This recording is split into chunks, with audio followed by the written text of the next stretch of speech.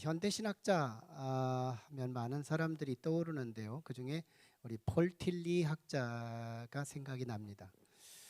그의 책들이 참 많지만 그중에서 거룩한 낭비라는 책이 있어요. 이 거룩한 낭비라고 하는 이 책에서 소개되는 내용들 골자 중에 하나는 태초에 이 세상은 하나님의 낭비로부터 시작되었다.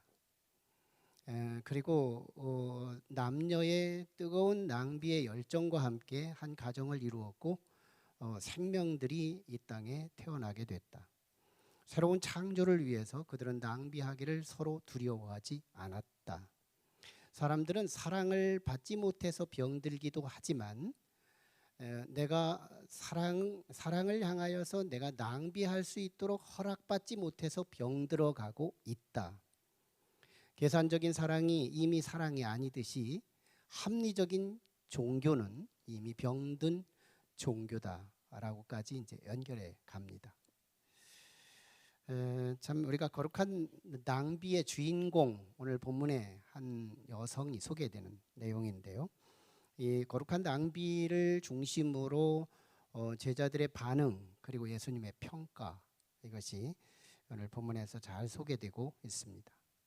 오늘 보면 한 여자가, 무명의 한 여자죠. 여자가 예수님을 향해 그 유명한 향유 옥합을 깨뜨리는 기사로부터 출발해요. 예수께서 베다니 나병 환자였던 시몬의 집에 초대를 받음으로 잔치집으로부터 시작됩니다.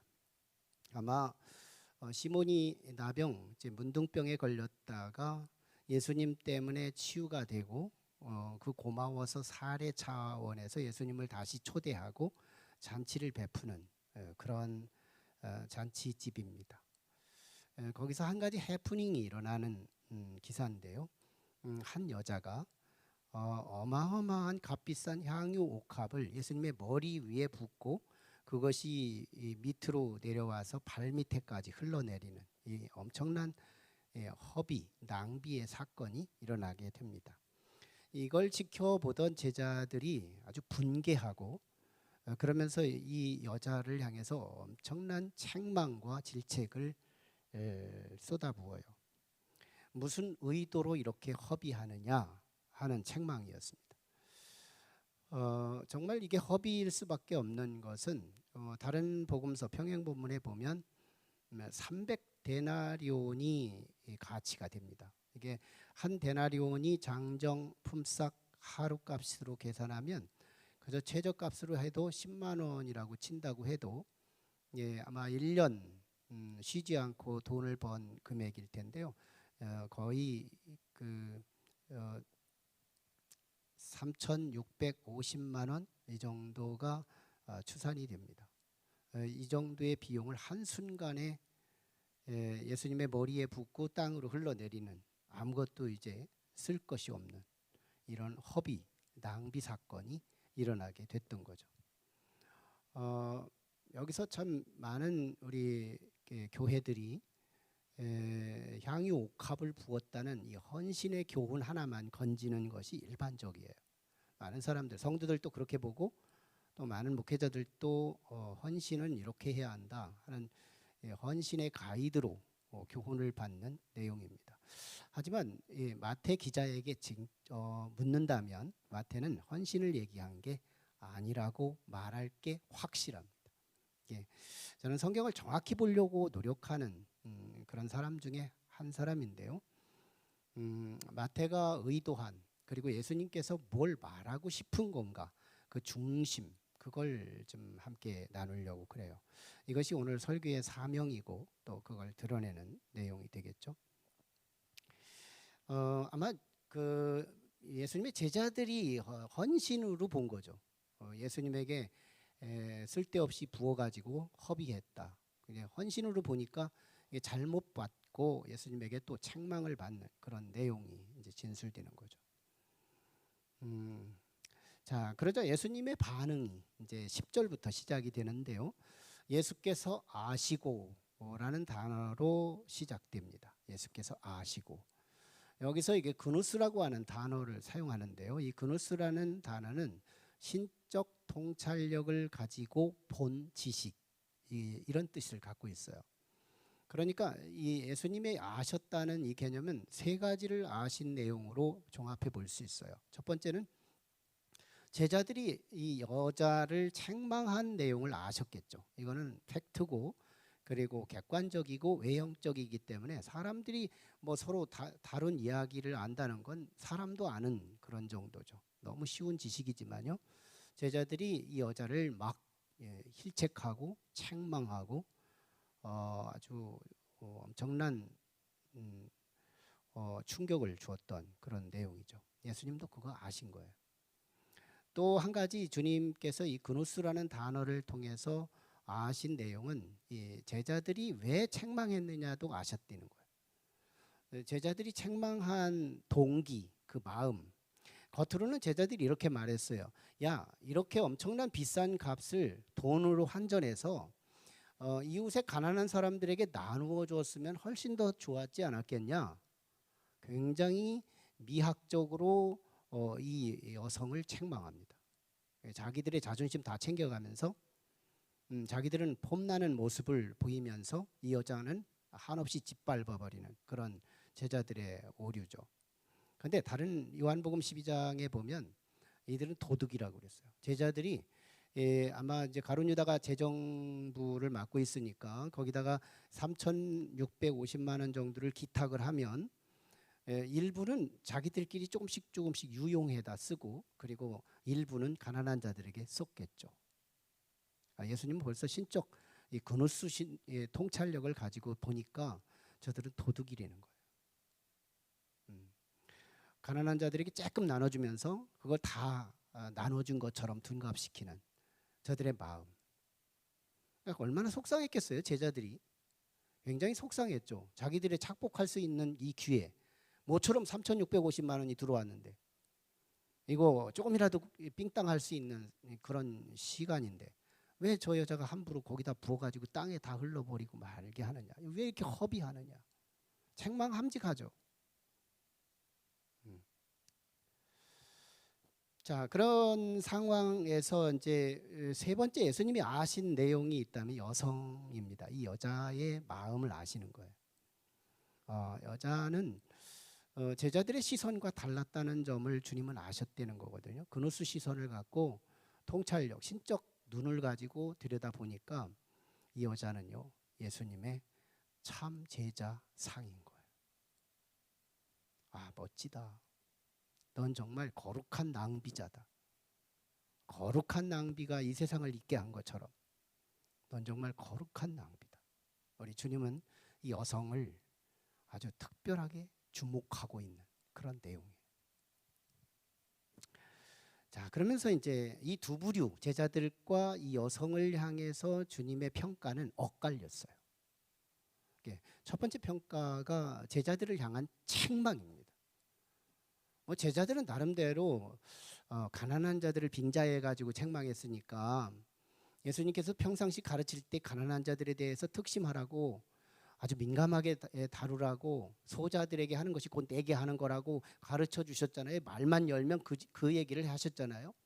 그러니까 제자들도 그 말을 빙자해서 가난한 자들에게 나눠줬으면 좋았겠다. 그럼 주님은 자기 편인 줄 알았어요. 그런데 우리 주님은 의외로 그들을 책망합니다. 이런 말로 책망하죠. 너희가 어찌하여 이 여자를 괴롭히느냐. 이 여자를 괴롭히느냐.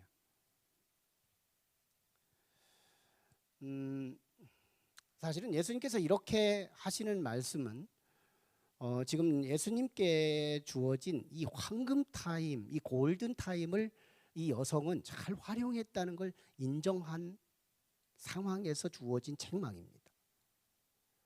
모든 일은 골든 타임이 있어요. 모든 일. 그러니까 사람이 심정지가 되면 가장 골든 타임만 찾아서 인공호흡을 하거나 어떤 임기 그런 의료 치료를 하면 그 골든 타임만 잘 지켜도 죽을 사람이 산다는 거잖아요. 여러분 정말 너무너무 하찮은 것도 골든 타임이라는 게 있는데요. 물 한 모금이 얼마나 소중할 때가 있는데요. 한 모금이 내 몸에 들어오지 않아서 막 속이 타고 죽어갈 때가 있습니다. 그때요.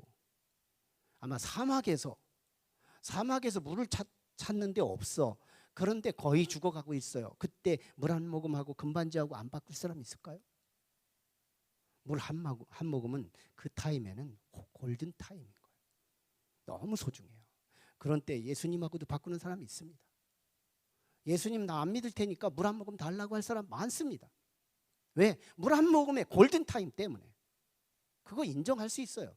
그거 우리 이해할 수 있어요. 물 한 모금하고 예수님하고 바꿔치기 할 수 있는 것 저도 할 수 있는 거거든요. 왜? 물 한 모금의 골든 타임을 누가 무시할 수 있어요? 하나님도 그거 무시하지 않아요. 근데 놀라웠게 뒤집어지는 상황이 있어요. 우리가 운명을 다하고 이 세상을 떠날 바로 직전. 여러분 그때 물 한 모금 아무것도 아니에요. 맛있는 음식 아무것도 아니에요. 멋진 옷 아무것도 아니에요. 금반지 아무것도 아니에요. 자서전 아무것도 아니에요. 명예, 대통령 한 거 다 골든타임 지난 것들이에요. 죽음 앞에서 지금 그게 뭐가 소용이 있어요? 죽음 앞에서 골든타임 딱 하나 있습니다. 그게 뭘까요? 길이요 진리요 생명 되신 예수 그리스도. 여러분 그분하고 바꿀 게 없는 거예요. 그분에게 연합하고 그분을 믿음으로 말미암아 영원한 천국과 지옥으로 가를 수 있는 기준이 그리스도께 있다면 그것은 예수 그리스도만 유일하게 죽음 앞에서 골든타임인 거예요. 그 지혜로운 사람은 죽을 때 준비하는 게 아니에요. 젊을 때, 힘 있을 때 예수 그리스도와의 관계를 통해서 믿음의 돈독함을 준비해 가는 사람. 이 사람이 골든타임 때 그리스도를 사용하는 거예요. 그 그리스도께서 나를 천국으로 이끌어 가십니다.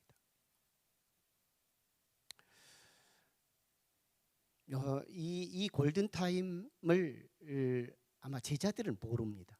그러니까 그냥 일반 타임으로 생각하면서 야 이거 3천만 원이 넘는 이 엄청난 고액되는 이거를 낭비하지 말고 이걸 환전해서 가난한 자들에게 나누어 주었으면. 그때 예수님이 어떻게 대답하는지 알아요? 얘들아 가난한 자들은 언제나 항상 있을 거야. 골든타임 아니야. 그러나 나는 지금이 골든타임이다. 난 지금 이 고통이 지나고 나면 이번 한 주간이 지나고 나면 너희는 나를 앞으로 못 볼 거다. 나의 인생의 끝이 다가오고 있어. 근데 이 여자는 그걸 보고 있는 거야. 이 골든타임을 붙잡은 거야. 예수 그리스도에게 다 부어드릴 수 있었다는 거예요. 예수님의 엇갈린 평가는 이 여자는 극찬합니다. 극찬하죠. 뭐라고 말하고 있어요? 12절에서 이 여자가 향유 옥합을 부은 것은 나의 장례를 위함이다. 유대인 장례 의식에 따르면 사람이 죽으면 그 몸에다가 향유를 붓는 의식이 있답니다. 향유를 붓는 의식. 그게 이제 거의 그냥 먹고 살만한 가정들은 다 하는 건데요. 예수님은 사실상 향유를 붓는 의식이 없었어요. 왜? 법적인 재판을 받고 돌아가셨고 십자가에 그리고 더군다나 안식일이 막 급박하게 찾아오고 그런 상황에서 빠르게 십자가에 내던지고 광야에 내던져야 하는 상황 속에서 예수님은 일반적으로 죽는 사람들의 절차를 밟지 못해요. 그 실제로 향유를 바르지 못합니다. 그런데 지금 이 여자가 그런 상황을 어떻게 알고 예수님의 장례 절차를 이미 산 채로 할 수 없을 걸 알고 지금 진행하고 있는 거예요. 이 여자는요 눈이 달라요.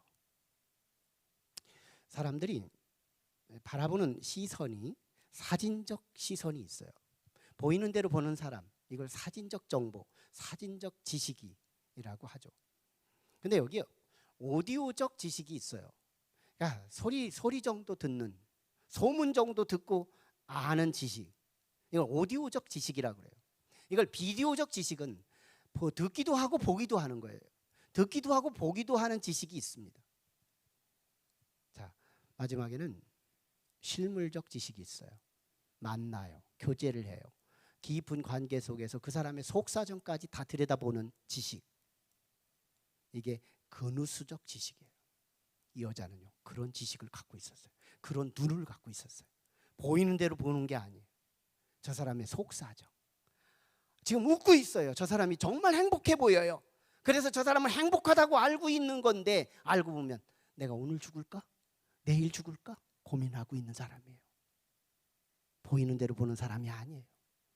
저 사람의 속 끓임, 속 썩음, 저 사람 나름대로의 속 사정, 저 사람의 가난함, 풍부처럼 보이지만 가난이 있고, 웃음 뒤에 슬픔이 숨어 있고, 밝은 빛 뒤에 그늘이 숨겨져 있는 그 사람을 들여다볼 수 있는 눈, 어디서 생겼을까?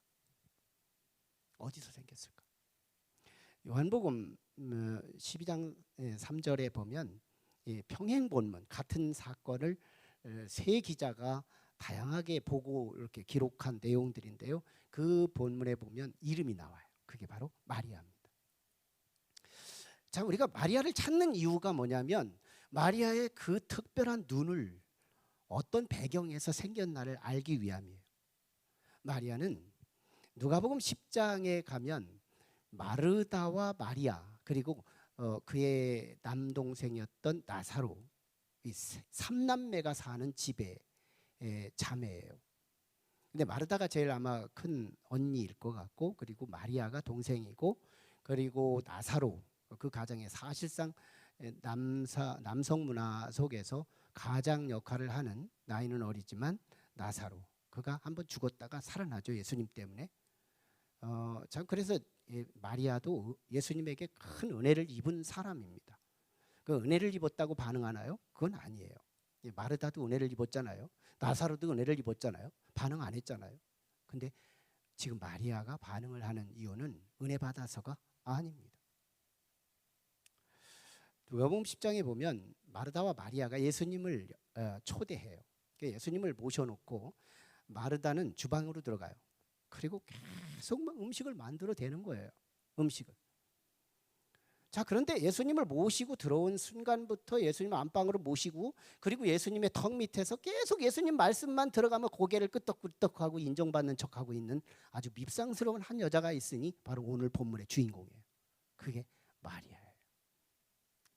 이 마리아가 계속해서 예수님 말씀을 들어가면서 막 은혜 받는 모습을 보이니까 누가 시샘하느냐면 마르다가 주방에서 좀 나 좀 와서 도와줘가지고 같이 좀 얘기 들으면 얼마나 좋을까. 그러자 언니 말이 콧방구도 끼지 않고 듣지도 않는 이 동생에 대한 야속함 때문에 예수님에게 도움을 요청합니다. 예수님, 저 동생 좀 나한테 와서 좀 도와주라고 좀 해주세요. 주님 대접하려면 좀 먹을 게 있어야 되지 않겠어요?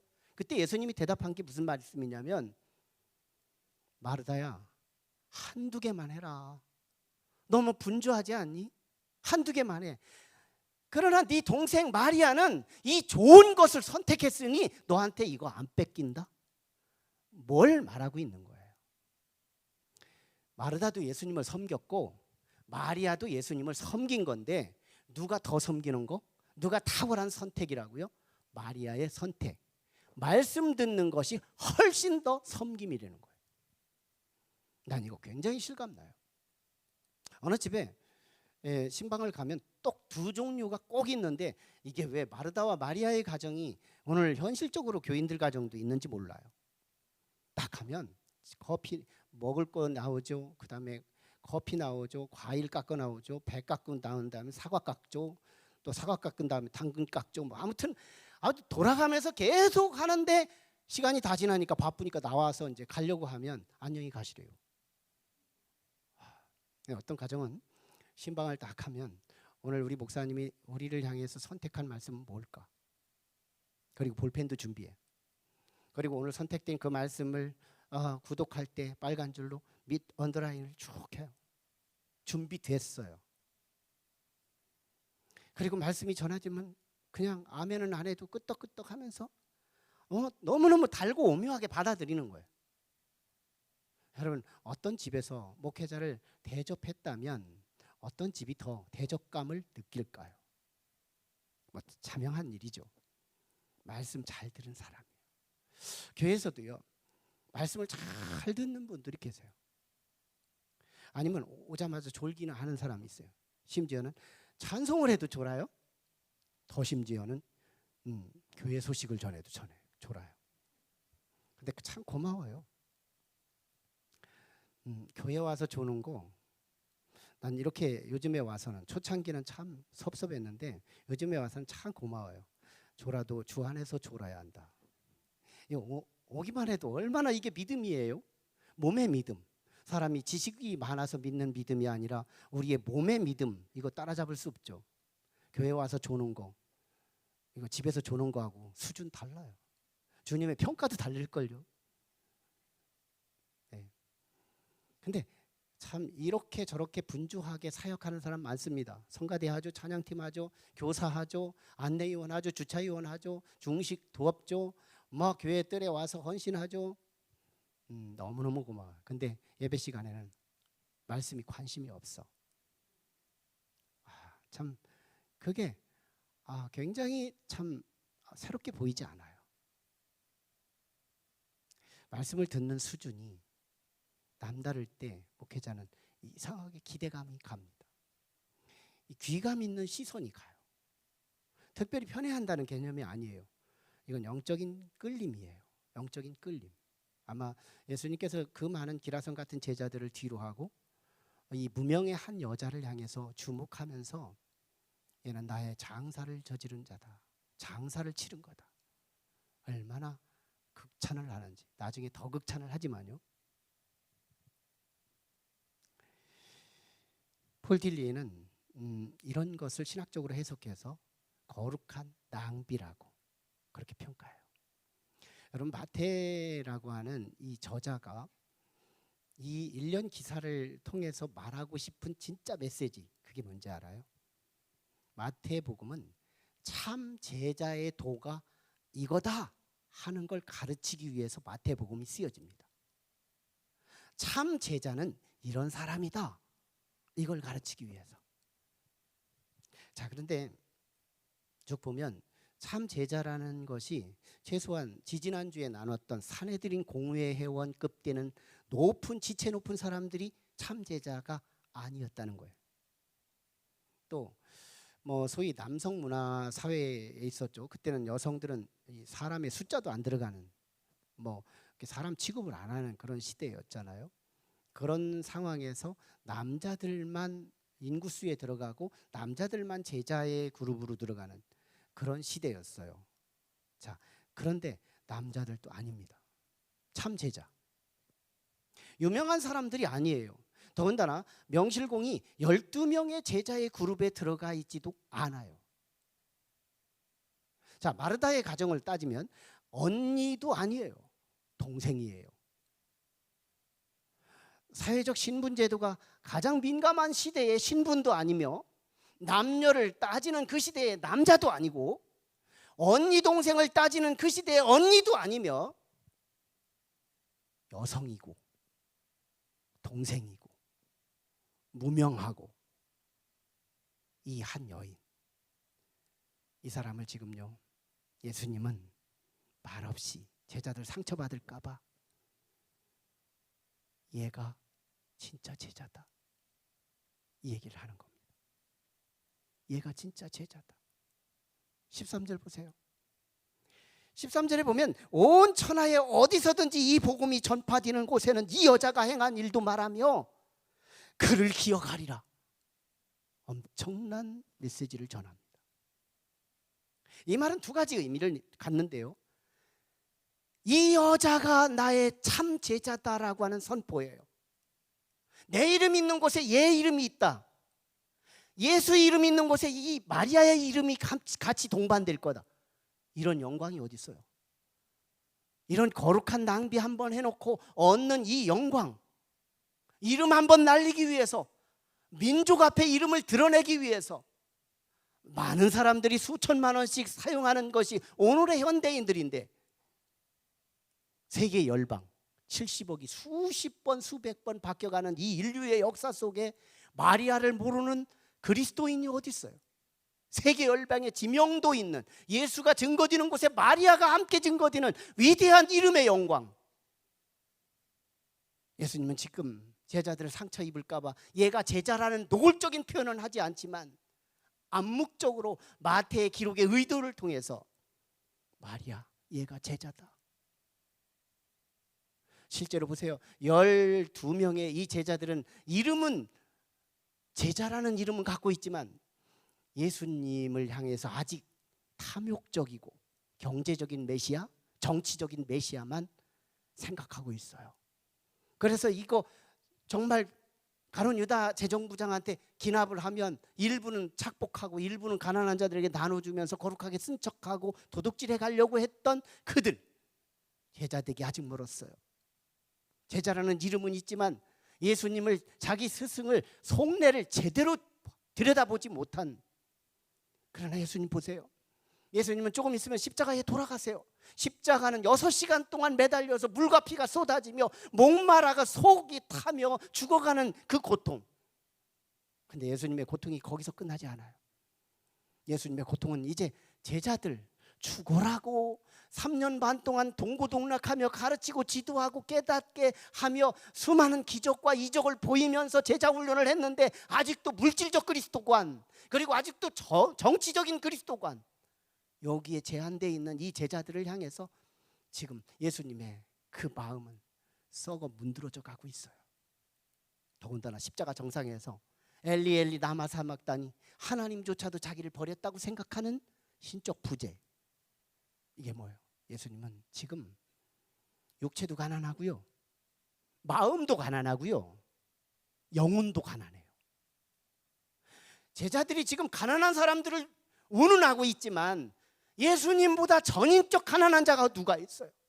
지금은 인류 최고의 가난한 자는 예수 그리스도 하나밖에 없는 거예요. 육체도 아프고 고통이죠. 죽음 앞에 서 있죠. 마음도 비전도 다 묵살되고 마는 거죠. 하나님도 자기를 버리죠. 이런 가난한 자가 어디 있어요? 이런 가난한 자를 누가 알아본 줄 알아요? 마리아. 마리아가 누군데요? 말씀을 가까이 한 자, 말씀을 사모한 자, 마르다에게 비판을 받아가며 욕설을 짚어가며 들어가며 끝까지 고개를 끄덕거리고 예수님에게 귀를 맡겼던 사람. 말씀을 자꾸 가까이 하고 듣고 보니까 예수님이 보이는 대로 보이지 않는 거예요. 말씀을 사랑하는 사람은 예수의 속이 보이는 거예요.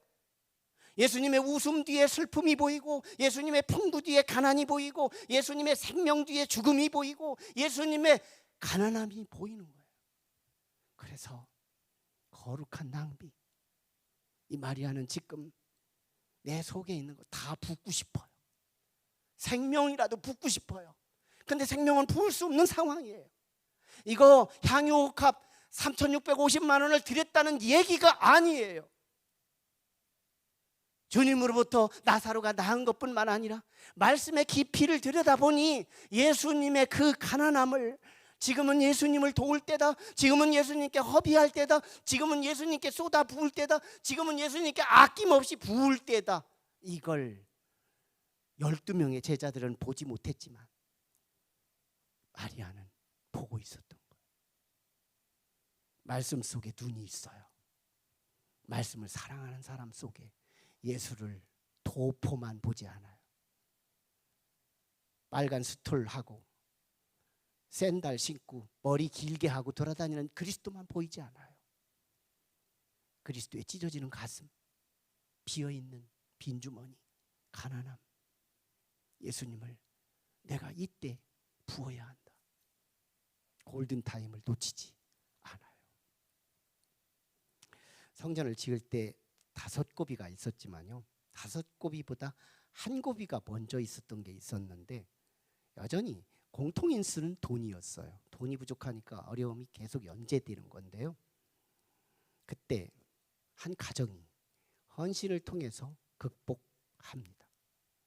한 부부가 교회의 어려움을 알고 결단을 하는데요, 자기 자녀를 위해서 생명보험을 들었는데, 이 생명보험을 들고 현찰은 없고 교회가 어렵다고 하니까, 데드라인에 걸렸다고 하니까 우리가 결단하자. 생명보험 깨고 하나님 앞에 드리자 해가지고 많은 돈을 드렸어요. 그래서 그 고비가 자연스럽게 넘어갑니다. 근데 아이가 태어나서 6개월쯤 지났는데 이 아이가 죽음의 자리에 임하게 됩니다. 거의 다 죽었어요. 이 6개월짜리가 여러분 중환자실에서 신음하는 소리를 저는 처음 들어요.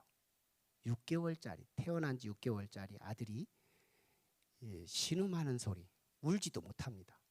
그 애가 막 힘있게 울던 아이였는데 이제 너무너무 기력이 빠지고 힘드니까 울지도 못하고요. 신음만 하는 거예요. 어른들이 신음하는 거 똑같아요. 조그마한 한 뼘밖에 안 되는 아이가 신음하는 고통. 의사가요. 너무 고열이 많다 보니까 뇌가 손상이 될 가능성이 있어서 산다고 해도 정상 아이가 되지 못할 거라고까지 진단합니다. 그때요. 저는 마음에 부담이 왔습니다. 왜? 이분이 생명보험을 깨서 교회 건축에 낭비했거든요. 제가 제일 부담이 컸다고 볼 수 있어요. 아마 물론 생명을 잃어버릴까 봐 부모님의 고통은 더 심했겠지만요. 근데 그 중에서 그 부모가 그렇게 부담을 가지고 늘 방문하면서 기도를 하는 우리를 향해서 뭐라고 한지 알아요? 그 남편 되시는 분이 저한테 이렇게 했어요. 목사님 걱정하지 마세요. 내가 걱정하는 게 뭔지 알아요.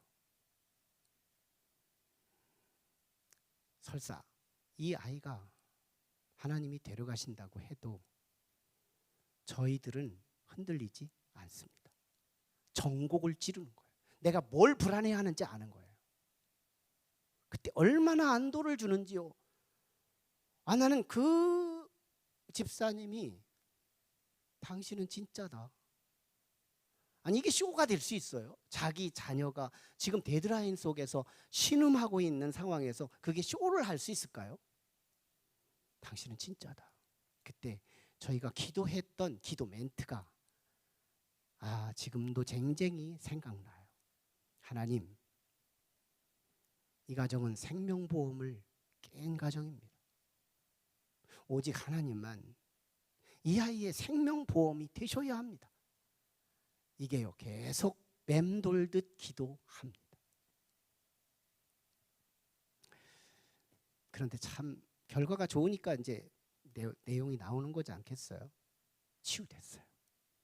근데 이제 걱정 하나가 몰려오는데 얘가 살긴 살아도 전응아 또는 문제가 된다고 생각을 한 거예요. 근데 어떻게 돼요? 지금 영재로 커가고 있습니다. 조금도 흠도 티도 없이 잘 크고 있어요. 더 중요한 건요. 그 이후에 그 아빠가 중령으로 진급합니다. 그는 육사 출신이에요. 유엔에 가서도 근무하고 왔습니다. 그리고 지금 벌점이 없어요. 진급 중에 거의 100점, 올 100 가까이 점수를 맞고 있어요. 아마 휘하 부하 직원들이 사고만 치지 않는다면 스타를 꿈꾸고 있는 유망주 중에 한 사람입니다. 점수가 좋아요. 굉장히 성품도 겸손해요.